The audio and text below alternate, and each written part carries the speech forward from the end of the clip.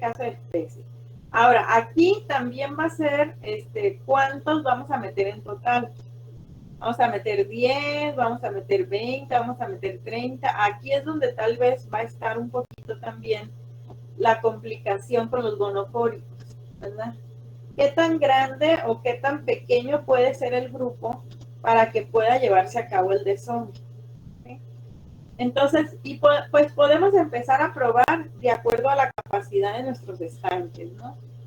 Si en nuestros estanques, vamos a decir, caben bien unos 10 individuos, ¿verdad? Que puedan nadar bien, que vamos a decir, entonces podemos empezar con 5 machos y 5 hembras para tener en total unos 10 individuos, ¿no? Por ahí. Y bueno, y estos organismos pues tienden a desovar de forma promiscua, ¿no? A reproducirse todos contra todos. Aunque de repente sí hay cierta selectividad dentro del grupo, ¿no? Que un macho tiende a cortejar a alguna hembra, pero en general estos pues tienden a reproducirse todos contra todos, ¿no? Y en el caso de los hermafroditas, pues aquí viene la mayor complicación, ¿no? Aquí, pues tenemos que cuidar mucho esa parte de la proporción sexual. En el caso de los hermafroditas protogínicos, si no sabemos nosotros cuántos meter, ¿sí? Entonces, nosotros podemos, si son protogínicos, es posible, ¿verdad? Si son protogínicos, que ocurra una dominancia por parte de los machos, ¿sí?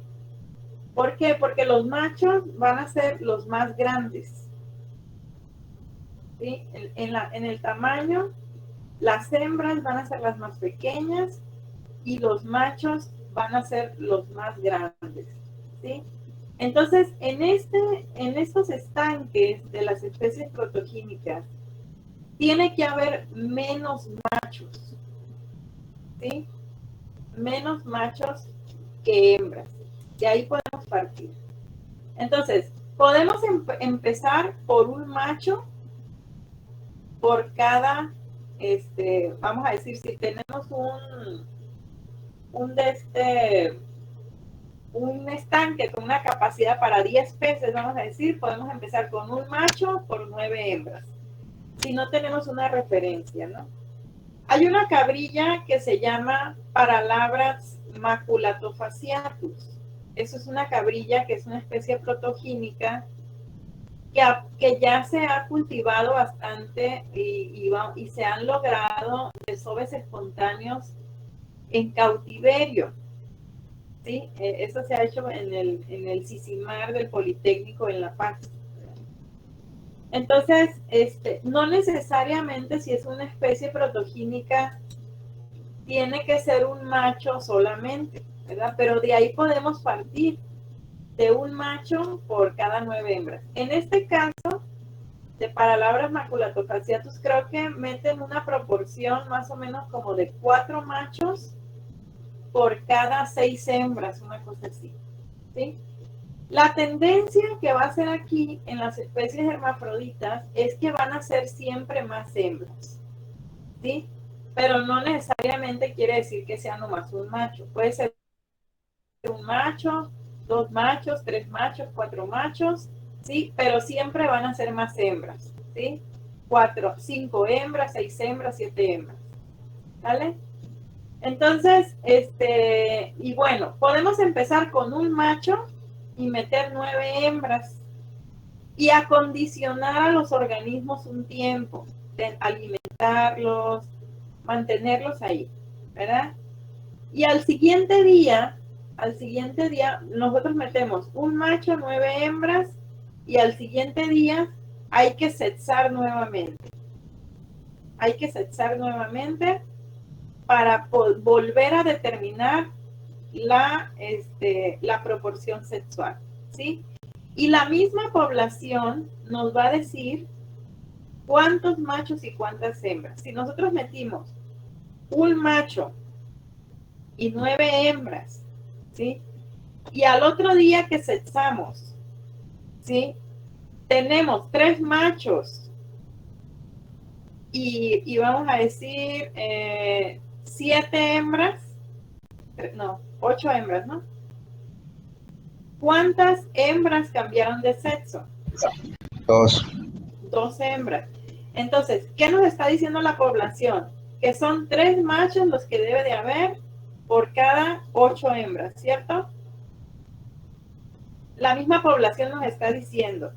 Esa es la proporción sexual que la población nos está diciendo, esta sería la adecuada. Ahora, hay que seguir sexando porque, bueno, pudimos hacerlo al otro día, pero puede ser que otros organismos tarden un poquito más en responder, ¿sí? El proceso de cambio de sexo puede durar de horas a días, ¿sí? Entonces, hay que seguir sexando, hay que seguir acondicionando, alimentando, ¿verdad? Y hay que seguir sexando, no sé, al siguiente día, y al siguiente día, y al siguiente día, para ver dónde finalmente se va a estabilizar, ¿verdad? Se va a estabilizar la proporción sexual en estos organismos, ¿no? Y va a ser muy importante, ¿cómo voy a saber yo decir, ya no van a cambiar aquí? En el momento que sus reproductores, su lote, empiece a madurar y que ustedes noten que ya no hay un cambio de sexo, ahí ustedes más o menos ya pueden tener una idea de decir, esta puede ser la proporción adecuada, ¿verdad? Para que estos organismos puedan desovar. Si esto no está ocurriendo, si esto nunca ocurre, entonces tenemos que ver otras cosas. Tenemos que ver, por una parte, la nutrición, que ese es un tema que vamos a ver más adelante, ¿verdad? Y por otra parte, tenemos que ver si el número total de organismos que estamos metiendo está correcto. O sea, que a lo mejor si nosotros habíamos metido 10 y tenemos ya finalmente 3 machos contra 8 hembras, entonces nosotros tenemos, vamos a decir, el lote de 10 organismos más o menos,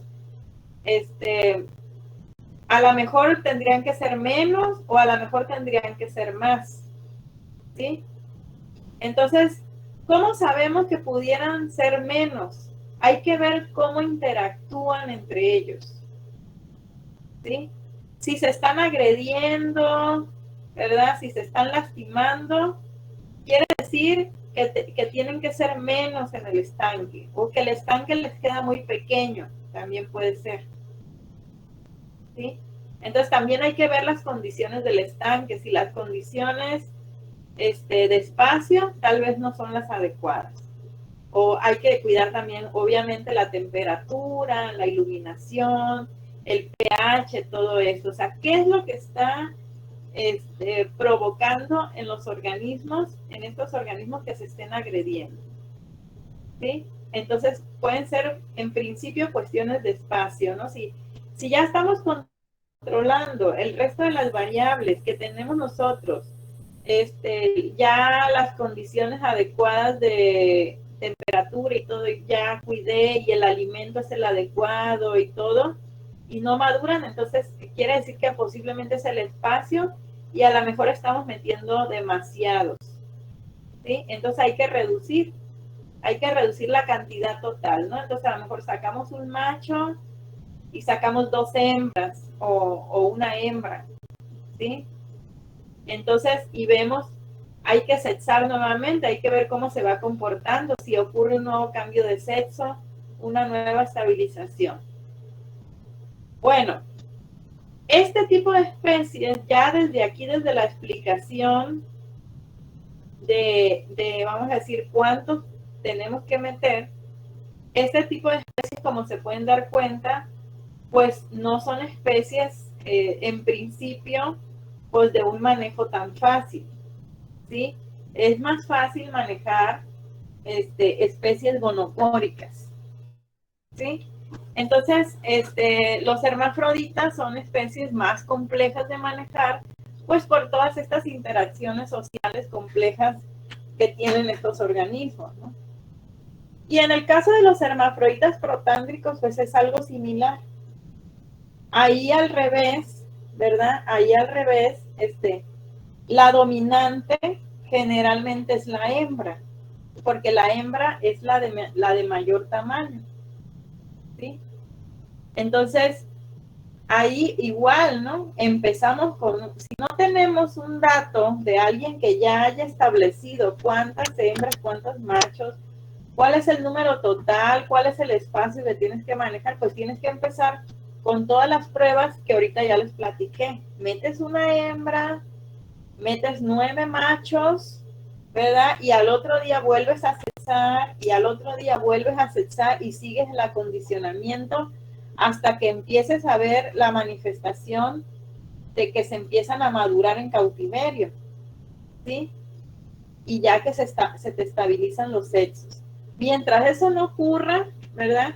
Hay que seguir probando, ¿verdad? Hay que seguir sacando individuos, hay que seguir adecuando las condiciones del espacio, las condiciones de los factores que estamos manejando, alimentación, temperatura, iluminación, pH, salinidad, recambios de agua, o sea, hay que seguir buscando el mejor acondicionamiento hasta que veamos que entonces ya nuestra proporción se estabiliza y que empieza a madurar los organismos, ¿sí?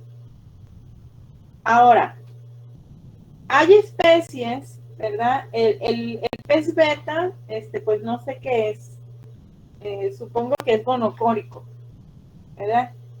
Y a esta especie no lo podemos meter en grupos. Porque ¿qué pasa si yo lo meto en grupos, muchachos?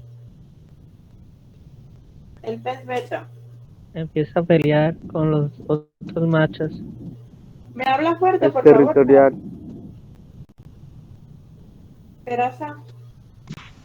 Que empieza a pelear con los diferentes machos porque es territorial. Así es, Peraza. Se empieza a pelear, ¿no? Entonces, yo pienso que el beta, es gonofórico. Yo pienso que el beta es gonofórico, ¿verdad? Pero, es gonofórico,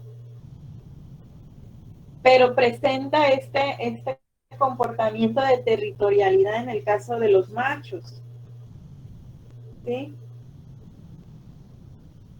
Entonces, ¿cómo puedo yo saber en este caso que es una excepción, vamos a decir, que si yo meto 1 a 1, vamos a decir 5 machos, 5 hembras, 2 machos, 2 hembras, 1 macho, 1 hembra, voy a tener problemas? No me lo puedo yo imaginar, muchachos. ¿Alguno tiene alguna idea?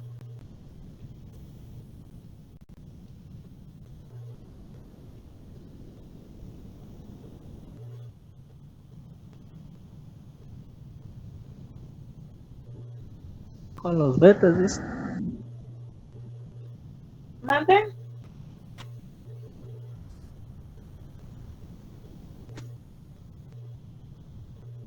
¿Mande? Que sí, con los betas preguntaron. ¿Cómo puedo yo imaginarme que pudieran presentar un fenómeno similar al beta?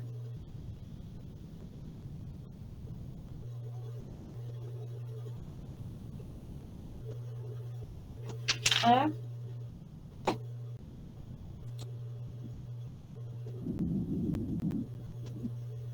A ver, Ríos, háblame más fuerte porque no oigo bien. Ríos. Checando si son territoriales. Ok, observándolos, ¿no? Primero, vamos a partir de ahí de lo que nos comenta Ríos. O sea, si no sabemos nada de las especies, pues hay que, si no hay nada en la literatura, pues hay que observarlos, ¿no?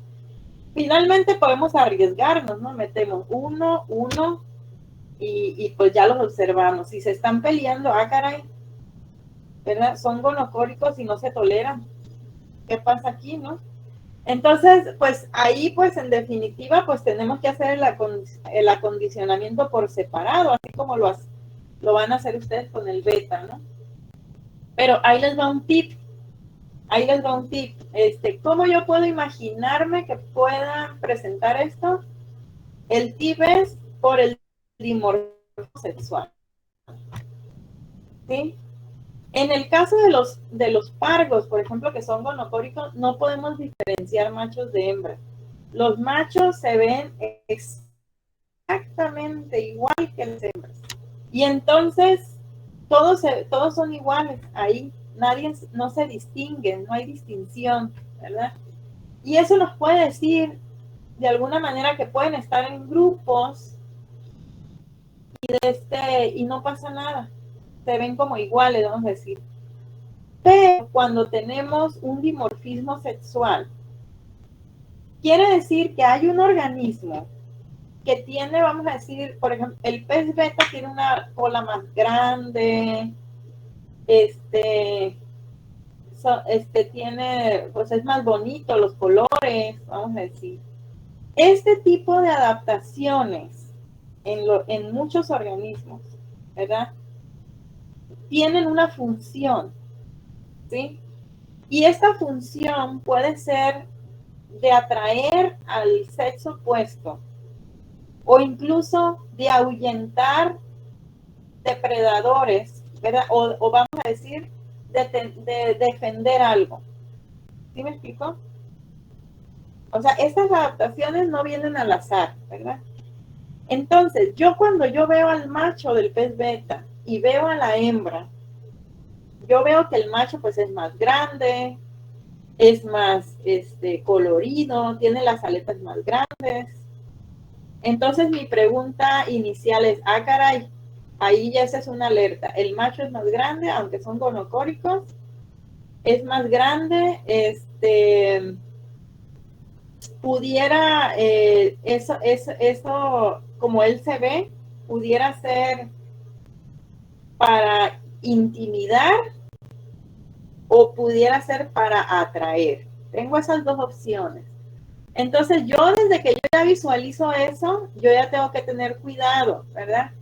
Si yo ya meto un beta macho y un beta hembra a un solo estanque, ¿verdad? Yo ya tengo que estar con la expectativa de que esa apariencia bonita del macho puede ser para intimidar. Entonces puedo tener una respuesta de territorialidad o de rechazo hacia la hembra. ¿Sí me explico?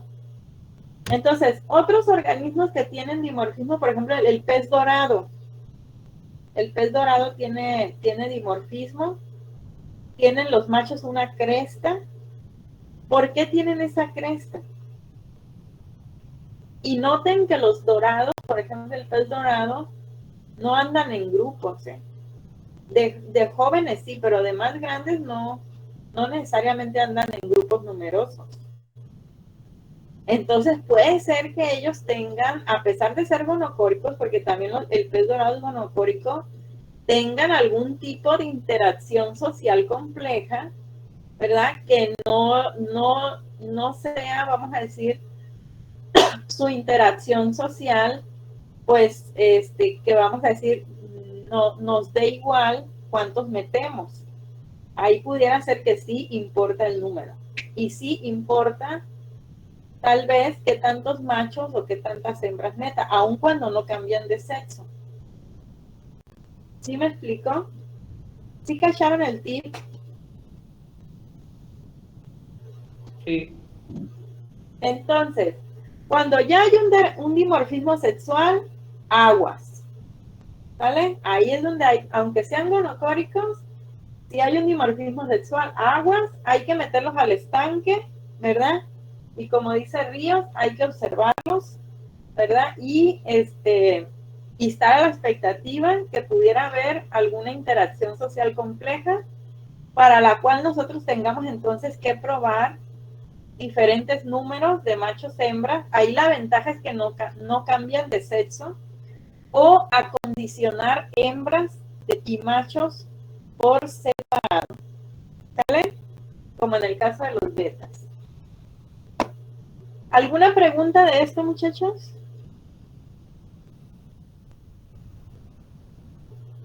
¿No?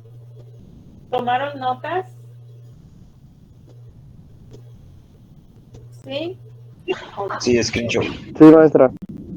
Me da gusto que hayan tomado notas. Entonces, bueno.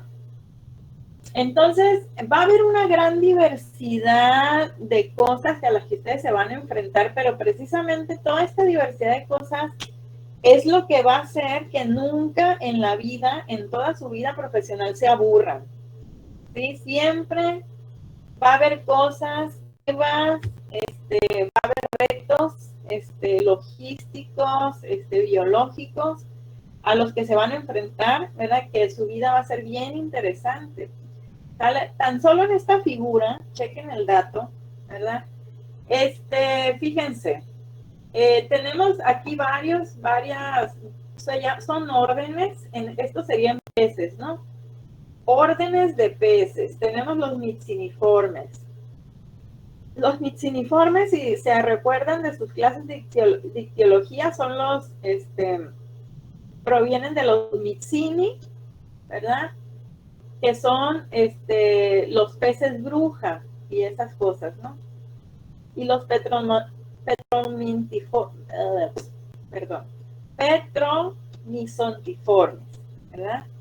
Que son las lampreas, ¿verdad? Esas especies, fíjense, no se ha encontrado una determinación sexual genética, ¿sí?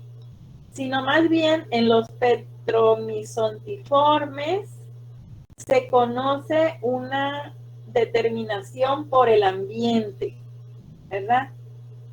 Entonces, por el ambiente se determina, al parecer, una sexualidad de tipo gonocórica. ¿Sí? Aquí está marcado. O sea, aunque la determinación sexual es por el ambiente, desde inicio ellos funcionan como macho o como hembra para toda la vida. Bueno, pues ahí ya es ventaja, ¿no? Ya es ventaja porque no van a cambiar de sexo si ustedes los meten a un estanque. La cuestión es, ¿verdad? Si ustedes van a renovar, bueno, una ventaja más bien, una ventaja es que ustedes pueden con el ambiente controlar el sexo. Vamos a decir, si ustedes reproducen, pueden controlar con el ambiente si son machos o son hembras los que finalmente se determinan y se diferencian sexualmente. Y esto es bueno porque acuérdense que los acuacultores normalmente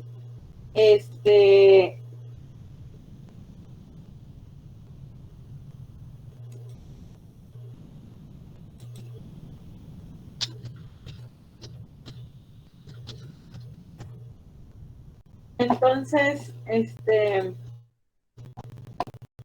podemos nosotros, vamos a decir, controlar el sexo para luego crecerlos, engordarlos como un solo sexo, ¿verdad? Y generalmente a los acuacultores les interesan los machos, porque los machos crecen más rápido, pierden menos energía luego si maduran, cuando los tienen en engorda.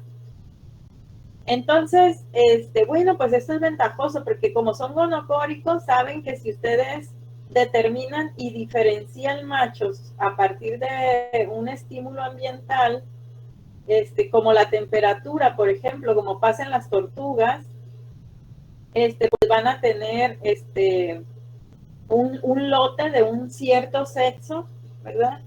Que ustedes quieran para poderlo engordar, ¿no?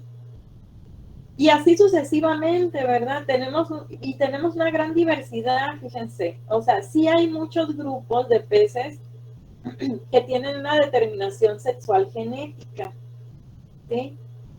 Entonces, que tienen cromosomas especiales como los XY o los ZW, o son poligenéticos, que de varios cromosomas o de una selección de alelos también, ¿verdad? O sea, de dónde viene la orden genéticamente es variable, pero sí hay muchas especies que tienen. Pero también hay muchas especies que tienen determinación por el ambiente. ¿Sí? Entonces, de todas estas, la mayoría, la buena noticia que en los peces, la mayoría son gonocóricas. Y la minoría son, aquí como se marcan estos cuadritos, hermafroditas. Y pues decíamos que los hermafroditas pues son un poquito más complejos, ¿no? El chiste es encontrar la receta, ¿no? Una vez que encontremos la receta, pues ya una vez que desarrollemos la tecnología, el protocolo, el procedimiento de cómo hacerlo, pues ya no se debería de batallar, pero para encontrar, para empezarlos a manejar en un sistema de reproducción, pues sí van a ser más complejos que los monocóricos, ¿sí? Y entonces tenemos una gran cantidad de peces con sexualidad gonocórica, ¿verdad? De los cuales pues una minoría son de determinación ambiental y la gran mayoría de los peces descritos son de una determinación genética, ¿verdad? De todas estas especies, por ejemplo, pues hay muchas que se cultivan, ¿verdad? Desde especies de los aspenseriniformes, los esturiones, que son especies cultivadas por el caviar, por ejemplo, ¿verdad? De los siluriformes, que son, por ejemplo, el bagre basa, los chihuiles, que tienen determinación genética, pero también hay ambiental, son gonocóricos en su mayoría, ¿verdad? Aquí tenemos como 7 especies que son opciones ahí para que ustedes empiecen a probar cosas. Los salmoniformes, que los salmones, la trucha arcoíris, que también se cultivan, que son de determinación sexual genética, algunos de temperatura también, y son gonocóricos, las mayorías, ¿no? Y otros que pueda reconocer yo por aquí, bueno, los ciprinodontiformes, que son las carpas, la mayoría tiene determinación genética, pero también hay del ambiente y son gonocóricos, ¿verdad? Y y bueno, aquí hay muchos de ornato también, no reconozco todos los órdenes. Los tetradontiformes, los botetes, que también se cultivaron, que tienen algunos determinación sexual genética. De hecho, el genoma del primer pez descrito fue el genoma de un tetradontiforme, que fue Tachyfugu rubripes, que es el botete venenoso que se comen los japoneses. Ese creo que fue el primer genoma de pez descrito. Y pues tienen en lo descrito determinación sexual genética, ¿no? Y son gonocóricos la mayoría, etcétera, ¿no? Entonces va a haber una gran diversidad y va a haber muchas especies con muchas ventajas por aquí para el manejo de reproducción, ¿no? Y de cultivo. ¿Preguntas hasta aquí, muchachos?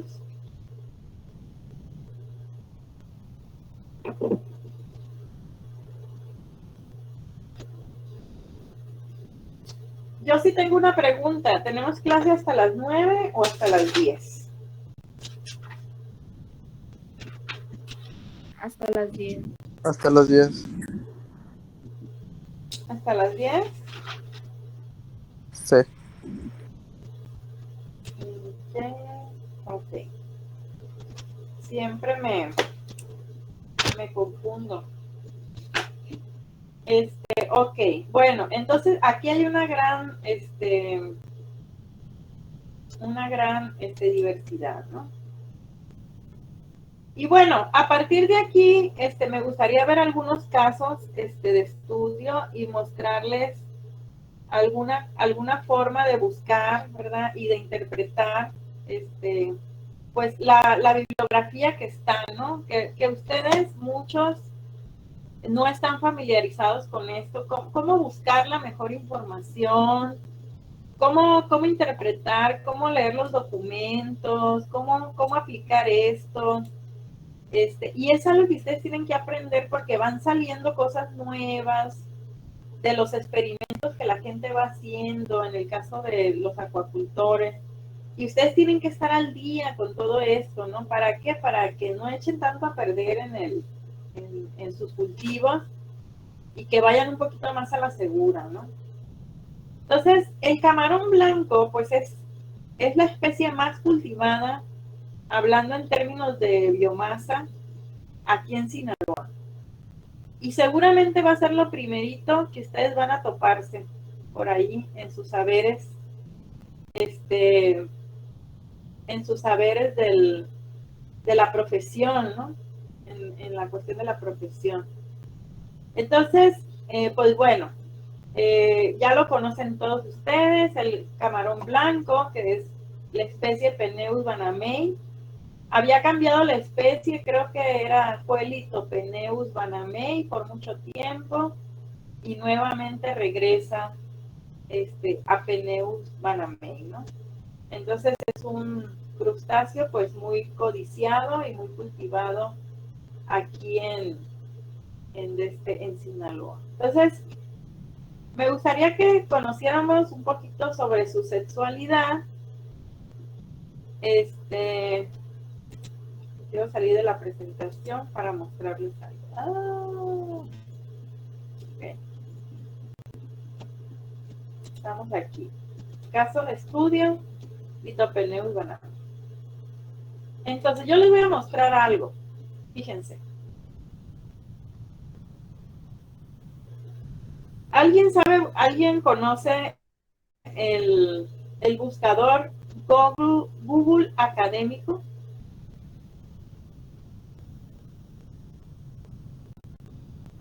No, no lo había visto. ¿No? Bueno, pues por ahí vamos a empezar. Por ahí el compañero Ríos dice que sí. Ok. Bueno, todo el mundo conoce Google, ¿no? Google sí lo conoce. Ese sí.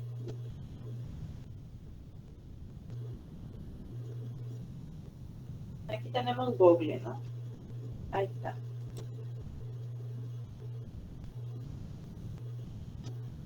¿Sí conocen Google? Por favor, díganme que sí. Sí.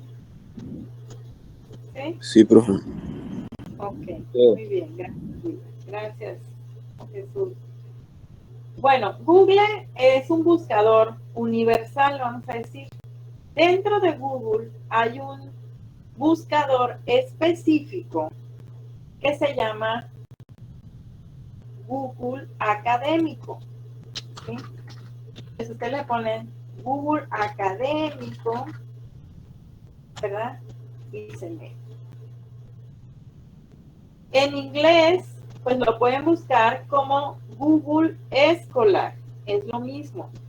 Si se meten aquí o se meten aquí, es lo mismo. ¿Sale? Bueno, aquí me voy a detener tantito.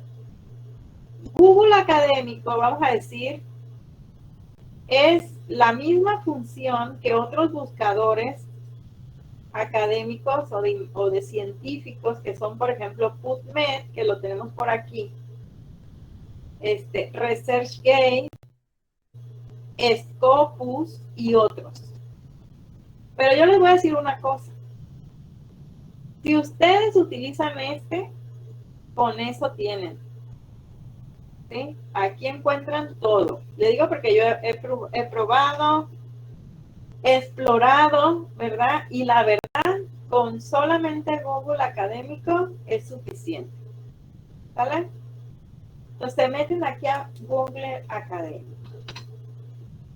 Cuando un maestro les deje una tarea que les diga, tienen que buscar en fuentes serias, en artículos, en capítulos de libro. Aquí, muchachos, es donde se tienen que meter a buscar, ¿vale? Entonces, fíjense, ahorita lo que estuvimos viendo fue sexualidad y determinación sexual, ¿sí? Voy a empezar de ahí, ¿no? Como la determinación sexual, de ahí parte todo, de ahí voy a poner. Entonces, voy a poner camarón Pero fíjense que lo estoy poniendo en inglés. ¿Por qué lo estoy poniendo en inglés? ¿Alguien tiene una idea? Porque en inglés hay más artículos sobre ese tema que en Así cualquier es. otro tema. Porque en inglés hay más artículos, ¿verdad? Y mi búsqueda se amplía significativamente. O sea, si yo busco en español, voy a tener una cobertura, no sé, hasta un 40%, si ustedes quieren, de lo que hay. Pero si yo pongo en inglés, tengo una cobertura del 100% de lo que hay, ¿verdad?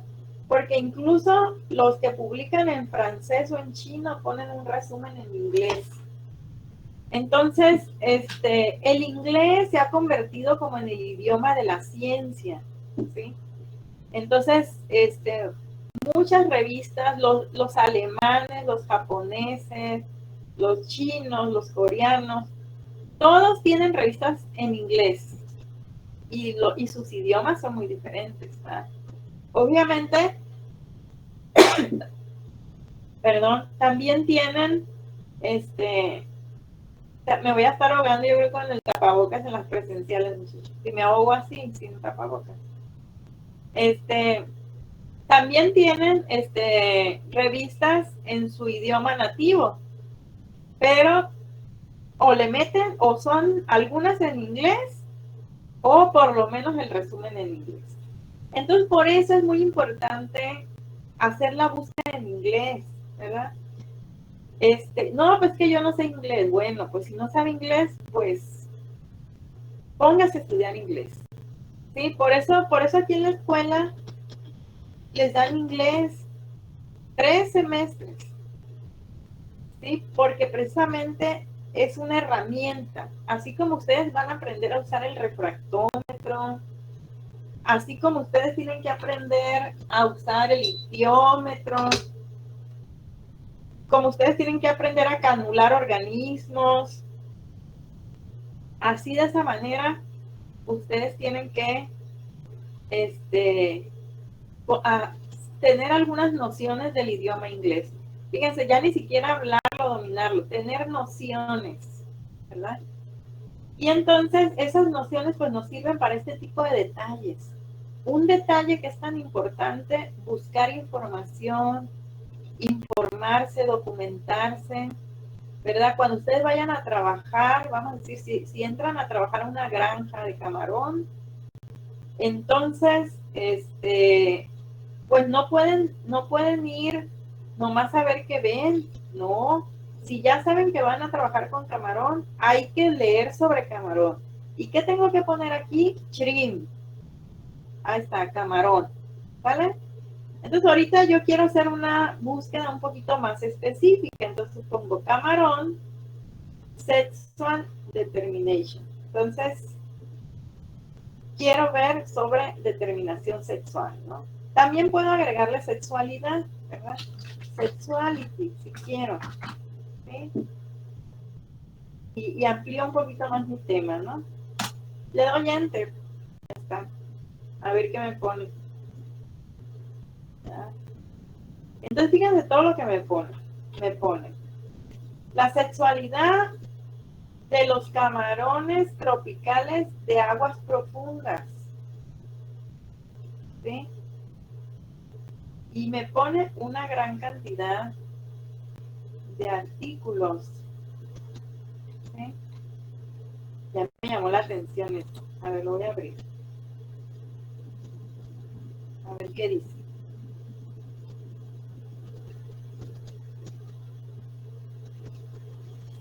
¿Sí?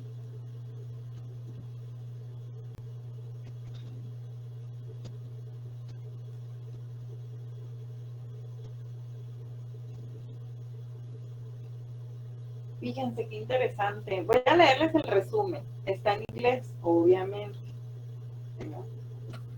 Dice, estudios morfométricos fueron realizados como parte de un ejercicio de evaluación sobre los camarones pandálidos de aguas profundas en el norte y el sur del Pacífico tropical, del Océano del Pacífico tropical.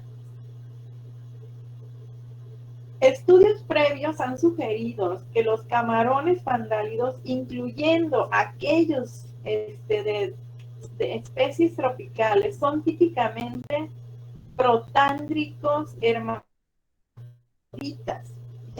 Fíjense la sexualidad de estos camarones. Hermafroditas protándricos. Quiere decir que nacen como machos y ocurre un cambio de sexo en hembras, ¿sí?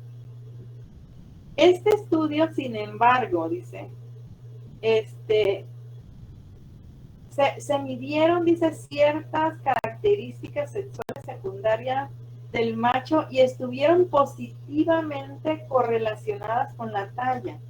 Esto, no evidencia degeneración de estas características en los organismos más grandes, como se podría esperar en los hermafroditas protándicos. O sea, que si el macho cambia a hembra, tiene que degenerársele estas características. Pero aquí lo que están viendo es que no se están degenerando, porque ellos midieron estas características, las correlacionaron con la talla y vieron que se siguen presentando en tallas mayores.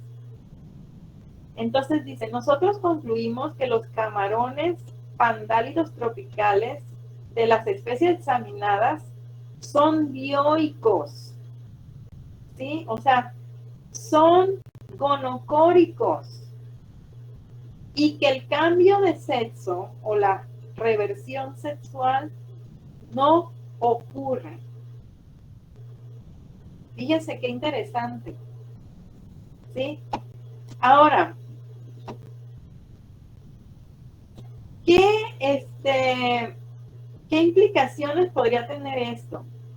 Bueno, están haciendo nomás medidas de los caracteres sexuales secundarios, pero no están haciendo estudio histológico, por ejemplo, de las gónadas, ¿verdad? O sea, miren, están midiendo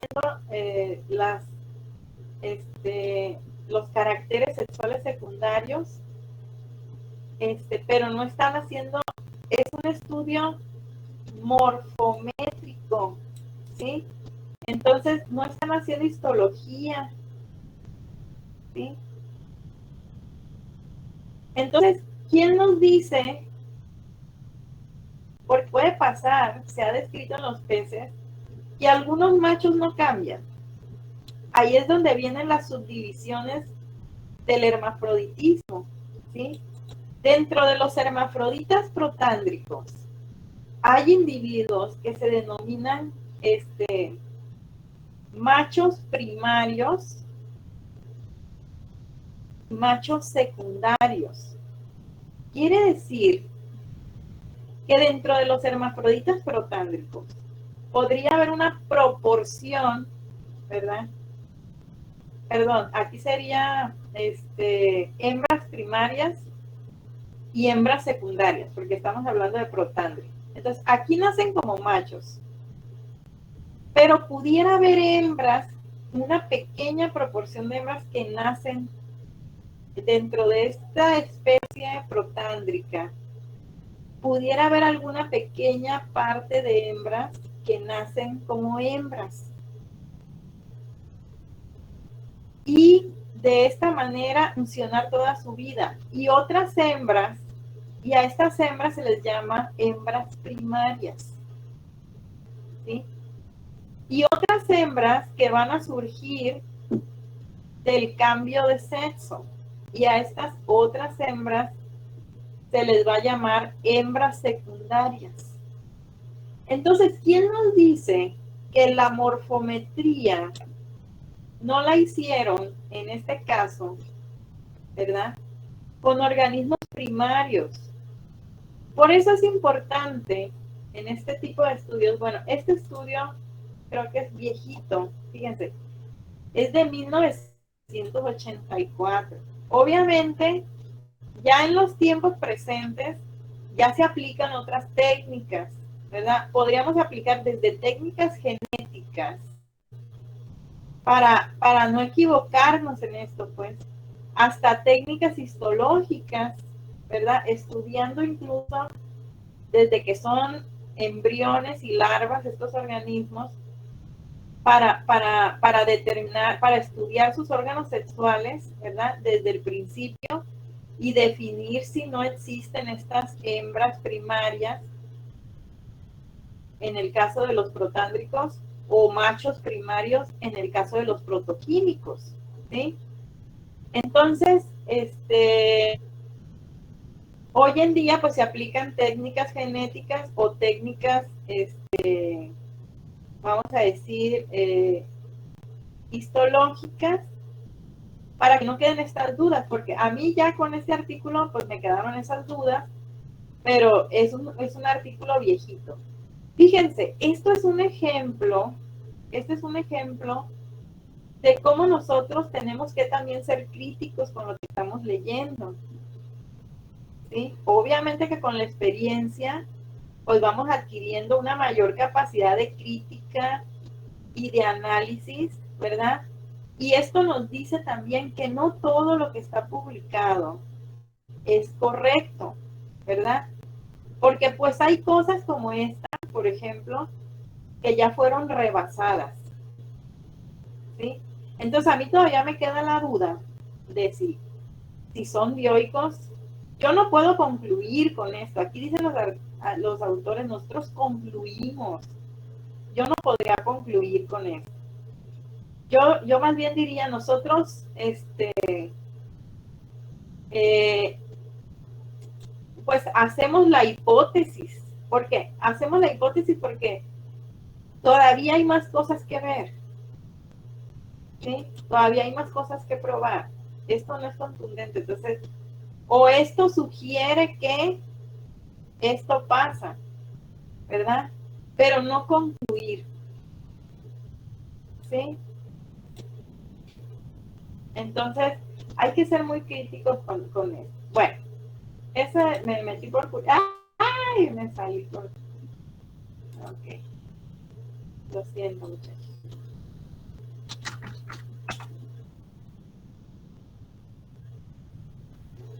Ok. Google académico.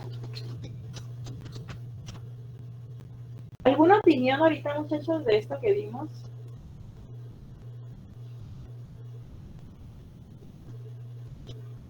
Entonces, sí. Fechas de ok. Vamos a la búsqueda.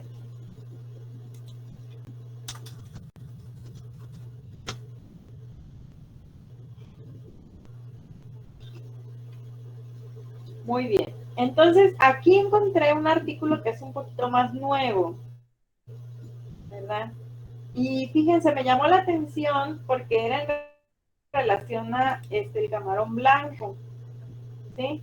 Este artículo se llama Determinación sexual ambiental, diferenciación sexual externa y estructura de la glándula androgénica en el camarón blanco Lithopeneus banamei.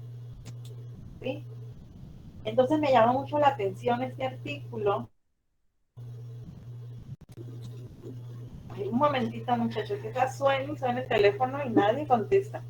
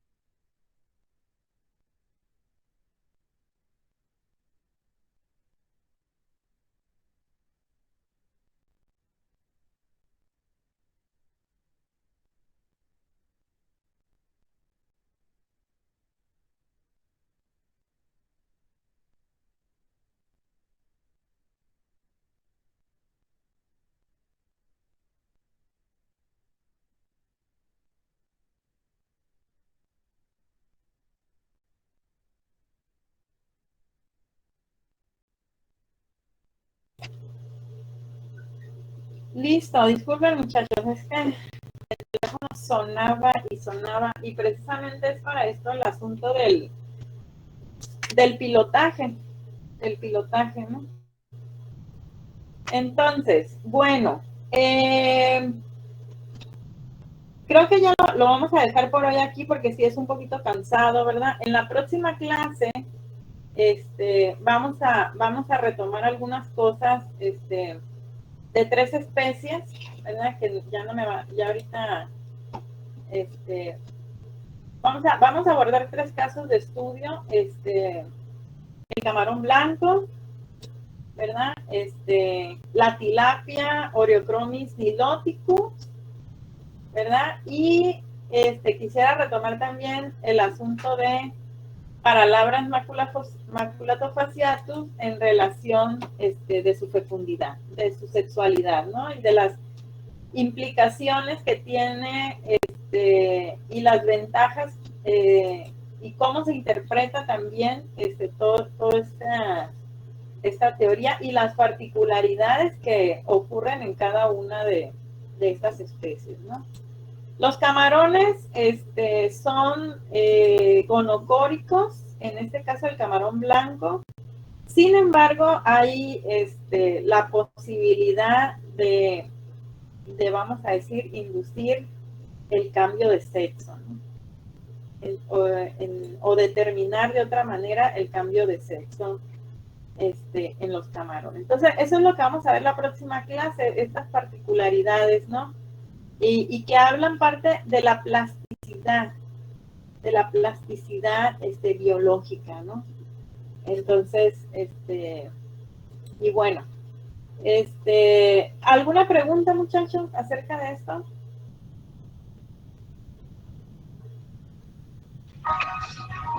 Ninguno más. Ok. Todo bien, todo bien.